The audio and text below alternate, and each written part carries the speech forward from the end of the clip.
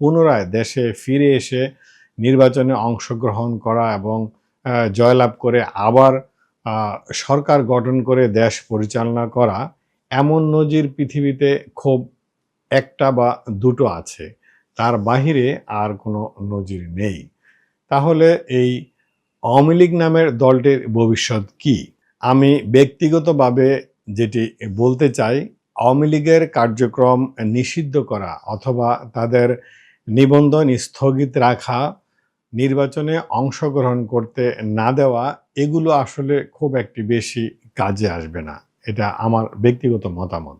আমি খুবই আত্মবিশ্বাসের সাথে বলতে চাই, আওয়ামী লীগ আবার কবে নাগাদ এই বাংলাদেশের মাটিতে সক্রিয় রাজনীতিতে অংশগ্রহণ করতে পারবে, এটা একেবারেই ডিপেন্ড করবে আমাদের বর্তমান এই দেশে যারা সক্রিয় রাজনীতিতে অংশগ্রহণ করছে বা রাজনীতি করছে, আগামীতে যারা নির্বাচনের মাধ্যমে ক্ষমতায় গিয়ে দেশ পরিচালনা করবে অথবা সেই সরকারের বিরোধী দল যারা থাকবে, এই দুই সরকার এবং বিরোধী দলের সমন্বয়ে কিভাবে দেশ চলছে, কতটা স্মুথলি, কতটা ভালোভাবে জনগণের কল্যাণে কাজ করে দেশ চালাতে পারবে, তার উপর নির্ভর করে আওয়ামী লীগের ফেরা অথবা না ফেরা।